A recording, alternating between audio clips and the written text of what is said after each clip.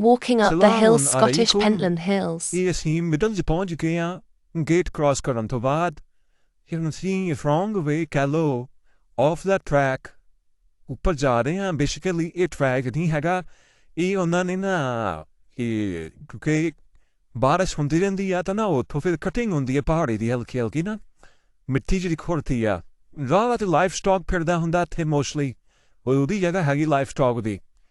ਤਾਂ ਇਹਨਾਂ ਨੇ ਉੱਥੋਂ ਨਾ ਪੱਥਰ ਸਿੱਟੇ ਹੋਏ ਆ ਤਾਂ ਕਿ ਪਾਣੀ ਜਿਹੜਾ ਨਾ ਉਹ ਕੱਟ ਨਾ ਲਾਵੇ ਇੱਥੇ ਡੀਪ ਨਾ ਹੋਵੇ ਕਿਉਂਕਿ ਫਿਰ ਲਾਈਫ ਸਟਾਕ ਜਿਹੜਾ ਨਾ ਉਹਦੀ ਵਾਸਤੇ ਡੇਂਜਰਸ ਆ ਇੱਥੇ ਹੁਣ ਇਹਨੇ ਚੂਜ਼ ਕੀਤਾ ਵਾ ਜਿਹੜਾ ਨਾ ਭੇਡਾਂ ਵਾਲਾ ਅਤੇ ਭੇਡਾਂ ਤੁਰਦੀਆਂ ਹੁੰਦੀਆਂ ਜਾਂ ਪਾਣੀ ਦਾ ਰਸਤਾ ਬਣਿਆ ਹੈ ਥੱਲੇ ਆਉਣ ਨੂੰ ਨਾ ਇਹਨੇ ਉਹ ਰੂਟ ਚੂਜ਼ ਕਰਨਾ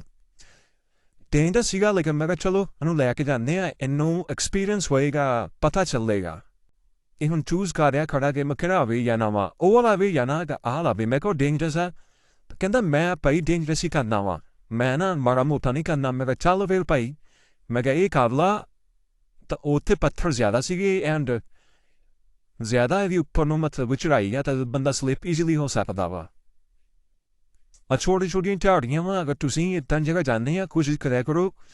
ਅਗਰ ਆਫ ਦਾ ਟਰੈਕ ਜਾਣਾ ਵਾ ਤਾਂ ਝਾੜੀਆਂ ਦੇ ਉੱਤੋਂ ਨਹੀਂ ਜਾਓ ਉਹਦੇ ਨਾਲ ਇਹ ਫਾਇਦਾ ਹੁੰਦਾ ਅਗਰ ਛੋਟੀਆਂ ਝਾੜੀਆਂ ਤਾਂ ਉਹਨੂੰ ਤੁਹਾਡੇ ਪੈਰਾਂ ਦੀ ਗ੍ਰਿਪ ਹੋ ਜਾਂਦੀ ਆ ਅਦਰਵਾਈਜ਼ ਪਰ ਸਟੋਨ ਉੱਤੋਂ ਜਾਓਗੇ ਤਾਂ ਸਟੋਨ ਤਾਂ ਆਲਰੇਡੀ ਸਲਿਪਰੀ ਹੁੰਦੇ ਆ ਤੁਸੀਂ ਜਿੱਦਾਂ ਹੀ ਪੈਰ ਰੱਖਣਾ ਵਾ ਅਗਰ ਥੋੜ੍ਹਾ ਅਨਬੈਲੈਂਸ ਹੋਇਆ ਤਾਂ ਥੱਲੇ ਇਹ ਫਿਰ ਧਿਆਨ ਦੇ ਨਾਲ ਕਿਉਂਕਿ ਇਹਨੂੰ ਤਾਂ ਮੈਂ ਇਸ ਵੇਲੇ ਉੱਪਰ ਲੈ ਗਿਆ ਨਾ ਤਾਂ ਕਿ ਥੋੜ੍ਹਾ ਐਕਸਪੀਰੀਅੰਸ ਹੋਵੇ ਨੈਕਸਟ ਟਾਈਮ ਮੈਨੂੰ ਜਦੋਂ ਐਕਸਪਲੇਨ ਕਰਾਂ ਬੱਚਾ ਅੰਡਰਸਟੈਂਡ ਕਰੇ ਕਿ ਠੀਕ ਆ ਕਿਉਂਕਿ ਇਹੀ ਦੇ ਲਰਨਿੰਗ ਦੇ ਦਿਨ ਹੈਗੇ ਆ ਕਹਿੰਦਾ ਸੀ ਮੈਂ ਉਸ ਪਹਾੜ ਦੇ ਆ ਜਿਹੜਾ ਗ੍ਰੀਨ ਵਾਲਾ ਪਰਲੀ ਸਾਈਡ ਦੇ ਆ ਪਰਪਲ ਵਾਲਾ ਕਿਉਂਕਿ ਝਾੜੀਆਂ ਪਰਪਲ ਹੈਗੇ ਦੇਖੋ ਤੁਸੀਂ ਆ ਕੇ ਬਹਿ ਗਏ ਕਿਉਂਕਿ ਸਲਿਪਰੀ ਬਹੁਤ ਜ਼ਿਆਦਾ ਸੀ ਮੈਂ ਕਿਹਾ ਤੁਸੀਂ ਬਾਈਆ ਤਾਂ ਫਿਰ ਆਪਾਂ ਹਾਫ ਦਾ ਟਰੈਕ ਜਾਂਦੇ ਹਾਂ ਹਾਫ ਦਾ ਜਿਹੜਾ ਟਰੈਕ ਹੈਗਾ ਵਾ ਅਦਰ ਗਏ ਝਾੜੀਆਂ ਦੇ ਉੱਤੋਂ ਵੀ ਇਹ ਝਾੜੀਆਂ ਨਹੀਂ ਡੇਂਜਰਸ ਨਹੀਂ ਹੈਗੀਆਂ ਜਗ੍ਹਾ 'ਤੇ ਕਿਉਂਕਿ ਇਹ ਮੋਸਟਲੀ ਲਾਈਫ ਸਟਾਕ ਇਹਨਾਂ ਨੂੰ ਖਾਂਦਾ ਵਾ ਇਸ ਵਜ੍ਹਾ ਤੋਂ ਇਹ ਉਹਨਾਂ ਨੇ ਕੋਈ ਸਪੈਸ਼ਲ ਕਿਸਮ ਦੀਆਂ ਜੋ ਵੀ ਸਿਸਟਮ ਹੈਗਾ ਇਹਨਾਂ ਦਾ ਅੰਦਰ ਦੇ ਪੱਥਰਾਂ ਦਾ ਕੰਮ ਨਾ ਇਹ ਹਰ ਜਗ੍ਹਾ ਚੱਲਦਾ ਜਾ ਕੇ ਸਿੱਟਣ ਵਾਲਾ ਜਿਹਨੂੰ ਰੈਜ਼ਰਵਾਇਰ ਦੇ ਲਾਈ ਜੋ ਪਾਣੀ ਵਾਲੀ ਜਗ੍ਹਾ ਲਾਈ ਉਹਨੇ ਪੱਥਰ ਛੱਡ ਸਿੱਟੀਆਂ ਨੇ ਦੇਖੋ ਅਸੀਂ ਹੁਣ ਨੀਅਰਲੀ ਉੱਪਰ ਆ ਚੱਲੇ ਹਾਂ ਇੱਥੋਂ ਮੈਂ ਕਿਹਾ ਆਪਾਂ ਨੂੰ ਵਾਪਸ ਚੱਲਦੇ ਹਾਂ ਕਿਉਂਕਿ ਅੱਗੇ ਥੋੜ੍ਹਾ ਮੋਰ ਡੇਂਜਰਸ ਸੀਗਾ ਸੋ ਮੈਂ ਕਿਹਾ ਇੱਥੇ ਬੈਠ ਕੇ ਜਿਹੜਾ ਪਾਣੀ ਸ਼ਾਣੀ ਪੀਂਦੇ ਹਾਂ ਪਾਣੀ ਸ਼ਾਣੀ ਪੀ ਕੇ ਇਹ ਹੁਣ ਕਹਿ ਰਿਹਾ ਕਿ ਮੈਂ ਉੱਥੇ ਜਾਣਾ ਵਾ ਉਹ ਪਹਾੜੀ ਦੇ ਆਉਰ ਹੈ ਕਹਿੰਦਾ ਉੱਧਰ ਜਾਣਾ ਮੈਂ ਸੈਡ ਹੋਇਆ ਬੈਠਾ ਕਿ ਮੈਂ ਤੁਹਾਨੂੰ ਰੋਂਗ ਜਗ੍ਹਾ ਲਿਆਂਦਾ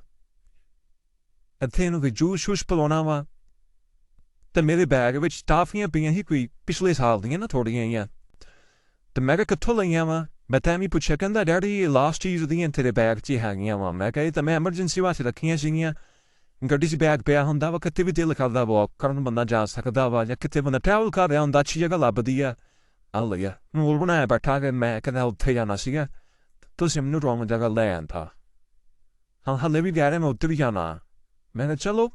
ਜੂਸ ਸ਼ੂਸ ਪਿਲਾਉਣਾ ਨੂੰ ਤਾਂ ਕਹਿੰਦਾ ਧਿਆਨ ਡਾਈਵਰਟ ਹੋ ਗਿਆ ਨਾ ਮੈਂ ਉੱਥੇ ਵੀ ਜਾਣਾ ਮੈਂ ਬਣਾਉਣ ਦੀ ਕੋਸ਼ਿਸ਼ ਕਰ ਰਿਹਾ ਵਾਂ ਐਰਾ ਕਿ ਮੈਂ ਉੱਥੇ ਵੀ ਜਾਣਾ ਜੋ ਮਰਜ਼ੀ ਹੋ ਜਾਵੇ ਮੈਂ ਘਰ ਨਹੀਂ ਜਾਣਾ ਤਾਂ ਉਹ ਗ੍ਰੀਨ ਵਾਲੀ 'ਤੇ ਜਾਣਾ ਉਹ ਥੱਲੇ ਰਿਵਰ ਲੰਘਦਾ ਮਿਡਲ ਵਿੱਚੋਂ ਨਿਕਲਦਾ ਉਹਦੇ ਨਾਲ ਜਾਣਾ ਚਲੋ ਮੈਂ ਕਿ ਲੈ ਜਾਂਦੇ ਤੁਹਾਨੂੰ